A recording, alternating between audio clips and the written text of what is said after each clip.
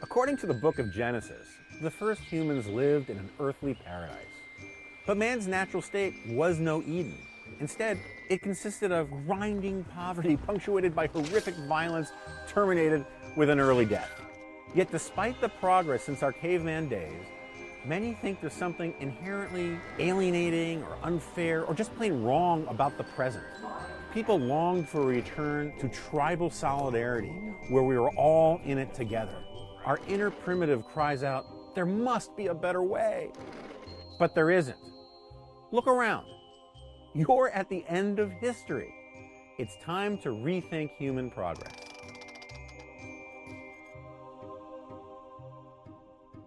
Here's a thought experiment. Imagine an alien is assigned the task of observing the progress of humanity for the first 250,000 years of our existence, but it can only visit once every 10,000 years. On the first visit, it would see semi-hairless, upright, nomadic apes foraging and fighting for food. On the next visit, it would see the same thing, and again, 23 times, over 230,000 years. But on the 24th visit, the alien would see that we stopped foraging and started farming. However, in some ways, humans were actually worse off. Our diet got worse and tedious, back-breaking labor filled our days. So still, life was poor, nasty, brutish, and short. But on the 25th visit, the alien's ship would probably be spotted by NORAD. So how did we get to the world of today? Well, it's a long story, but part of it is that after thousands of generations of trial and error, we discovered some best practices. But we also discovered or stumbled into what I call the miracle, which was a revolution in our understanding of ourselves. For the first time, the individual was sovereign. Innovation was honored. Our rights came from God, not from government. This revolution in attitude transformed the human condition. It unleashed this explosion of wealth. With more time, more money in our pockets, and a culture that rewarded innovation and invention, people's lives were no longer poor, nasty, brutish, and short.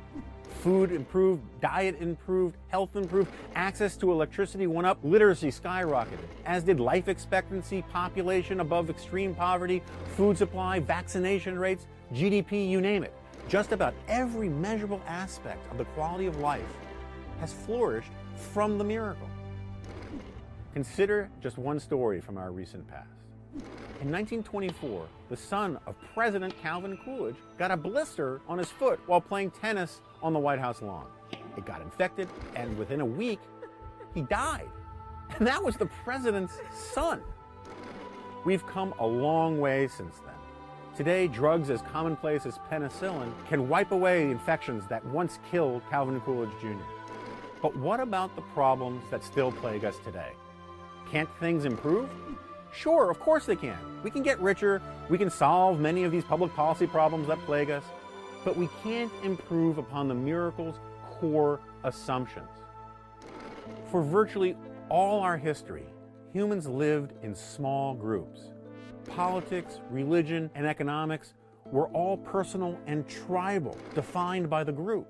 Humans have a strong coalition instinct that helps us forge alliances based on loyalty and reciprocity.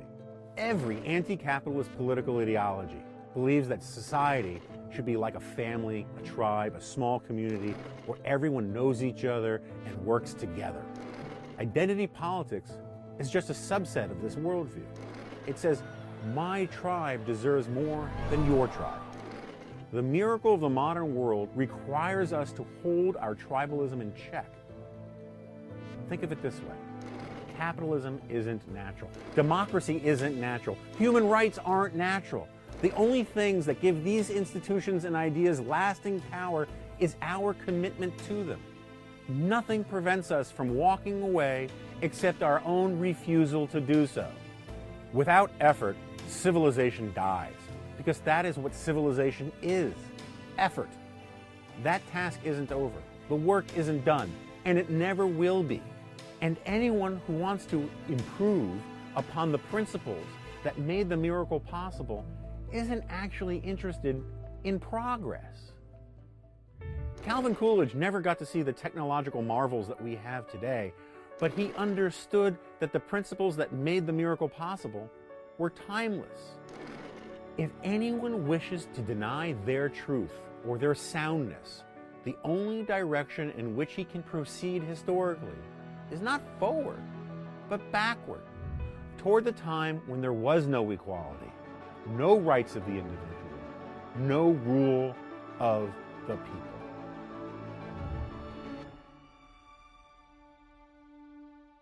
Thanks for watching. If you want to learn more about my argument in my book, Suicide of the West, visit jonahgoldberg.com.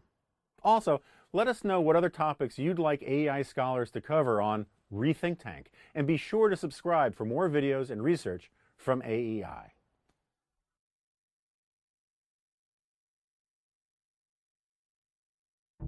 The United States faces security threats from multiple states and groups and in multiple regions of the world. But it does so at a time when public opinion is less supportive of American efforts to address those threats than any time in decades.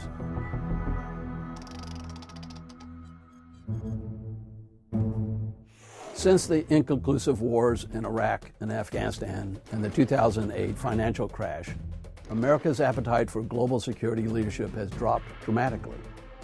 When he entered office, President Obama pledged to rebuild the country by moving away from nation building abroad to nation building at home. And use the rest to do some nation building right here at home. Likewise, when running for president, Donald Trump questioned the wars America had been fighting and the value of America's alliances abroad. Dragged us into foreign wars that have made us less safe. Both presidents believed that a forward-leaning American military presence is costly and at times counterproductive, involving us in conflicts and competitions with other powers that are not, they argued, in our national interests. But the policies of retrenchment have not brought us greater peace and stability. In the cases of Russia, China, and Iran, efforts to normalize relations have not lessened tensions. To the contrary, each nation has read U.S. policies and cuts to defense spending as signs of American weakness and decline. If anything, American retrenchment has fueled the ambitions of Russia, China, and Iran, not appeased them. As a result, we are facing growing uncertainty in three regions of the world: Europe, Asia, and the Middle East, that American statecraft has long understood to be the linchpins of global peace and security. However, that begs the question of why the United States should care now. After all, the threats posed by the three states are far from American shores. Some even argue that the U.S. might concede greater sway in a region to these rising powers in the expectation that they will then become satisfied powers. But history suggests otherwise. New levels of dominance in a region inevitably introduce new interests and new concerns for the rising power. Moreover, states that neighbor the rising power will have an interest in pushing back against such dominance, or if unable to do so, appeasing the rising power. In either case, the rising power will have created the kinds of tensions and instability that inevitably prevent a rising power from becoming a satisfied power. The security dilemma posed by a rising power is further fueled by the specific character of that state. In this case, all three countries, Russia, China, and Iran, are illiberal and present themselves as challengers to the democratic West. By their very nature, they rest uneasy in a world now dominated by liberal trade and politics, and where the dominant power is still the United States. It's undeniable that American prosperity and security are enhanced when America is the dominant power in Europe, Asia, and the Middle East. However, with the fall of the Soviet Union in 1991, America took its eye off the ball. As a result, some Americans started to believe in the end of history, the idea that the ideological conflicts of the 19th and 20th century had come to a close. Others simply wanted the peace dividend that came with the end of the Cold War. With no serious challengers to threaten American security, support for military spending and global deployments eroded. Americans continued to profess the values of global leadership, but they thought the nation could do as much while shrinking the military and reducing its overseas presence. 911 to Manhattan. We just had a plane crash into Level 4 of the World Trade Center. Most Americans believe that 9/11 changed things. stirring Americans from their delusions about the dawn of an era of absolute security. But despite substantial investments in fighting the wars in Iraq and in Afghanistan, successive U.S. presidents declined to make the long-term investments necessary to modernize the military. As a result, the American military is losing its qualitative edge and is too small to address the various global challenges it now faces. Once the envy of the world, America's military can no longer confidently shock and awe its adversaries. To restore the world order, Congress and the White House must adopt a long-term perspective. The U.S. cannot focus on what changes, threats and technologies. Instead, America must recognize what remains constant: American security interests and political principles. Defending the global order is in our interest, and it is best done with allies who, in exchange for American security guarantees, have by and large allowed the United States to construct a global order that is both in our image and to our advantage. To learn more about my take on national security and American global leadership, check out the link to my new book, Rise of the Revisionist, in the description below.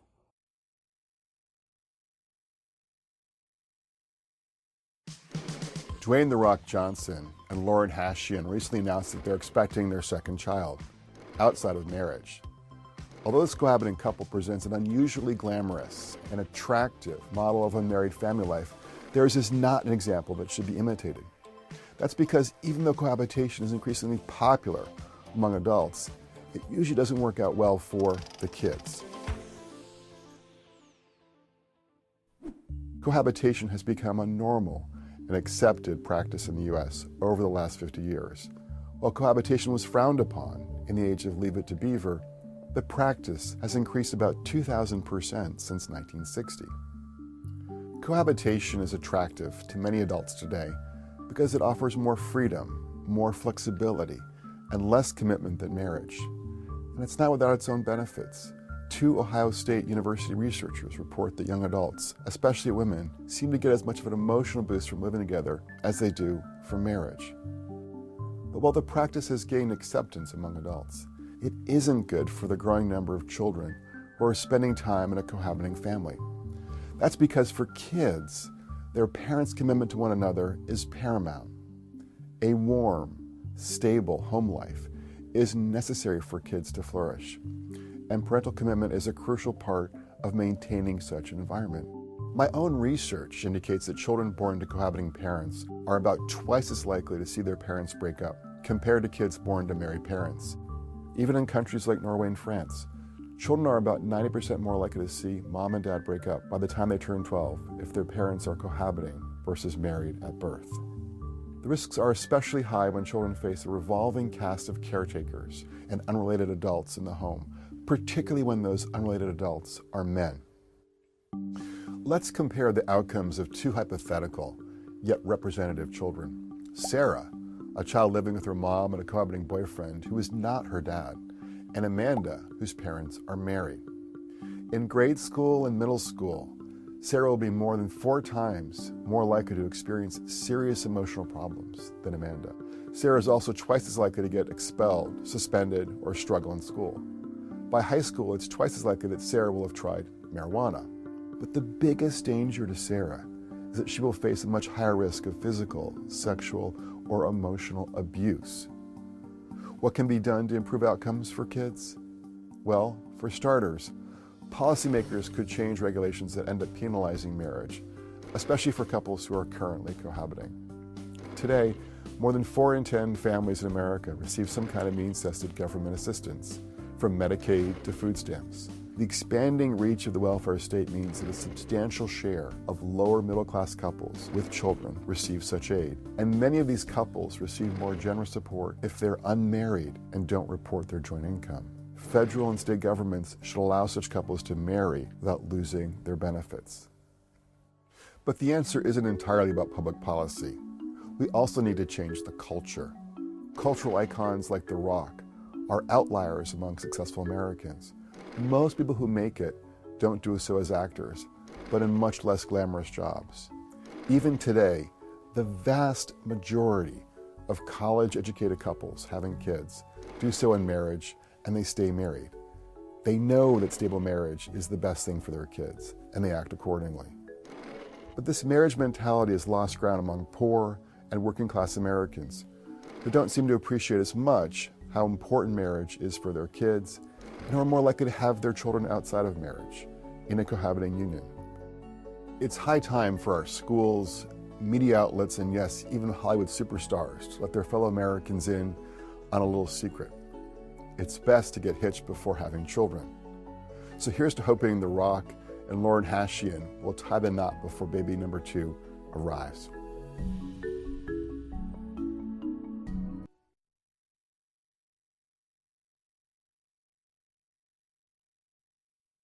For the past several decades, America has operated under a very simple principle.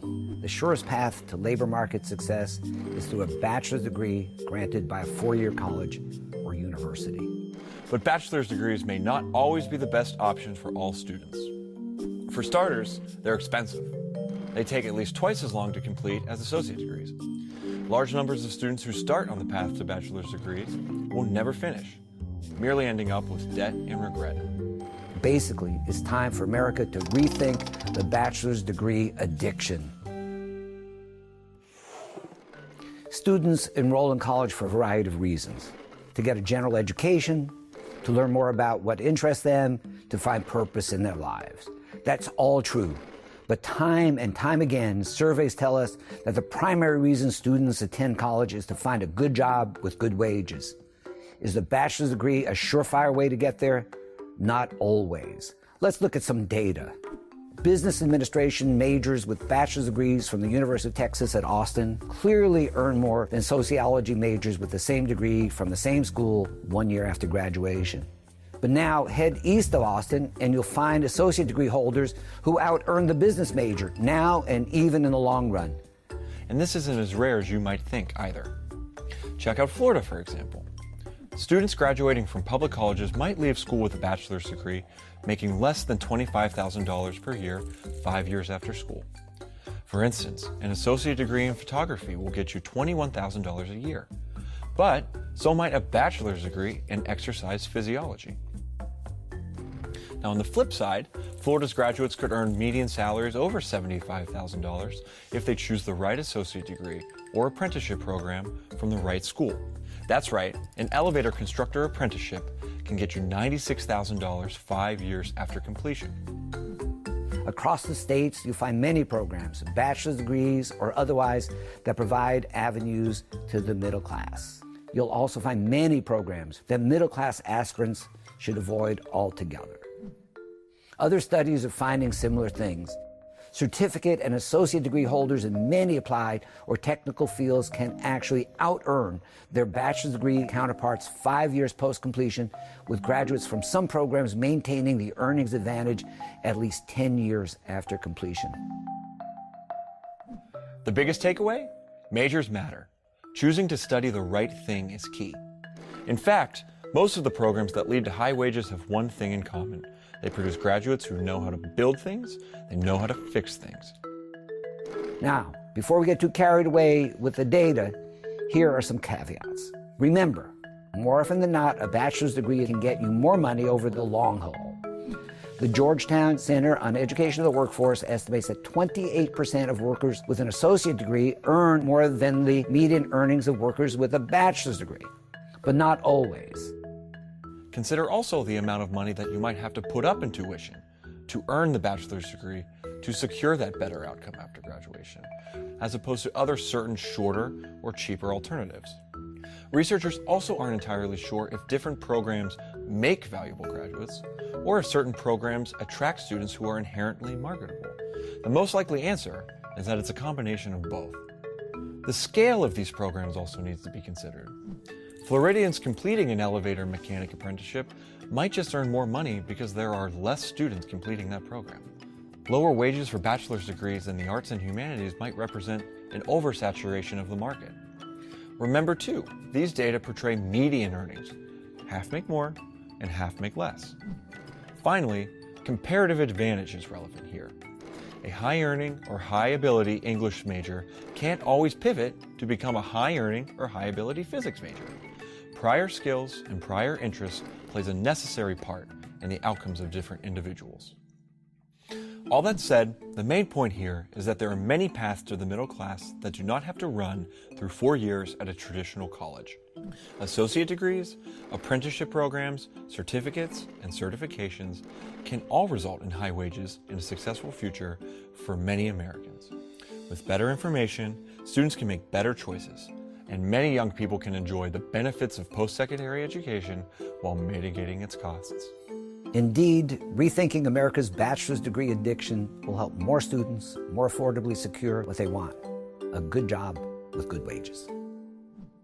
Thank you all for watching. To learn more about my take on the bachelor's degree addiction, check out the link to Degrees of Opportunity in the description below.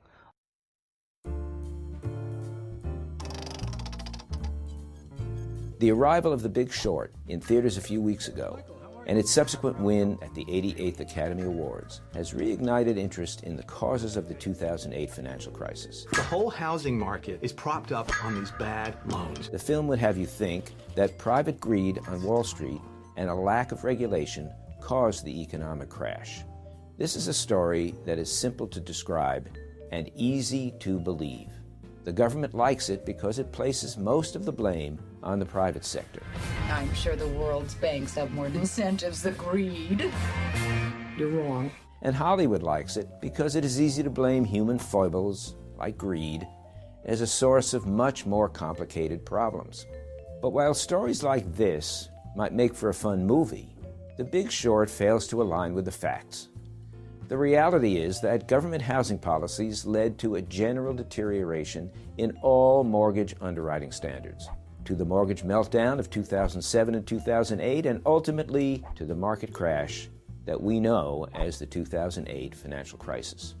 To get an accurate perspective on what led to the financial crash, we have to wind back the clock to 1992. Despite many government subsidies, the homeownership rate in the United States had been stalled at 64% for 30 years. Congress blamed this on 2 government-sponsored enterprises, or GSEs, Fannie Mae and Freddie Mac. These GSEs had government backing, but were also private, profit-making firms, and insisted on acquiring only prime mortgages. Thus, it was argued, by insisting on these underwriting standards, the GSEs left a vast number of low-income Americans frozen out of the American dream of home ownership. So in 1992, Congress adopted a program known as the Affordable Housing Goals, which required Fannie and Freddie to acquire an annual quota of mortgages that had been made to low or moderate income borrowers, without considering whether the mortgages were prime loans. Starting in 1993, 30% of all loans that the GSEs acquired in any year had to be made to home buyers who were at or below the median income where they lived. But the Department of Housing and Urban Development, or HUD, was given authority to raise the goals, and it did, aggressively. Between 1993 and 2000, HUD raised the 30% goals to 50%, and between 2001 and 2008, it raised the goals to 56%. Thus, by 2008, 56% of all mortgages the GSEs acquired had to be made to borrowers below the median income of their communities. Notably, HUD's relentlessly rising quotas occurred in both Democratic and Republican administrations. Understandably, it was difficult for the GSEs to meet these quotas and still acquire only prime loans. Accordingly, between 1993 and 2008, they began to accept increasing numbers of non-prime and other risky mortgages with low or no down payments, and from borrowers with poor credit ratings. By June 2008, before the financial crisis, more than half of all mortgages in the United States, 31 million loans, were subprime or otherwise risky, and 76% of these loans were on the books of various government agencies, primarily Fannie Mae and Freddie Mac. The connection between the dramatic rise in subprime mortgages and the financial crisis is clear. Because the government-backed GSEs dominated the mortgage market, when they reduced their underwriting standards to meet the affordable housing quotas, the rest of the market followed. Soon, borrowers who could have afforded prime mortgages were getting loans with zero down payments. This created an enormous housing price bubble. It is easy to see why. If a buyer has $10,000 to buy a home, and the down payment required is 10%, he can buy a $100,000 home. But if the down payment requirement is reduced to 5%, the same buyer can buy a $200,000 home. He borrows $190,000 instead of $90,000. This put great upward pressure on home prices, causing the bubble. Also, the buyer now has less investment in the home and more debt to repay. So when the bubble began to deflate in 2007, borrowers found that they owed more than their homes were worth. Many of them simply walked away from the home. Others tried to get lower cost financing, but could not. The number of defaults was unprecedented. Fannie later reported that in 2008 it was exposed to $878 billion in subprime and other risky mortgages, which caused 81% of its losses that year. Freddie's percentage exposures and losses were proportionately the same. Both organizations were taken over by the government by the end of that year. Government blunders then turned the mortgage meltdown into a financial crisis. First, the government rescued Bear Stearns, a Wall Street investment bank, in March 2008, creating expectations that it would rescue other big firms if they got into trouble. But when Lehman Brothers, a firm much larger than Bear, weakened, the government suddenly reversed its policy, letting Lehman Brothers fail. This upended the market's expectations, creating doubt about the safety and soundness of every firm. The result was an unprecedented panic that we know today as the financial crisis. Long story short, was there bad behavior on Wall Street? Of course, there have always been individuals who take advantage of the system. But that's not the issue here. The 2008 financial crisis was not caused by Wall Street fat cats taking advantage of loopholes due to a lack of regulations. They were taking advantage of market conditions that existed because of irresponsible government regulations.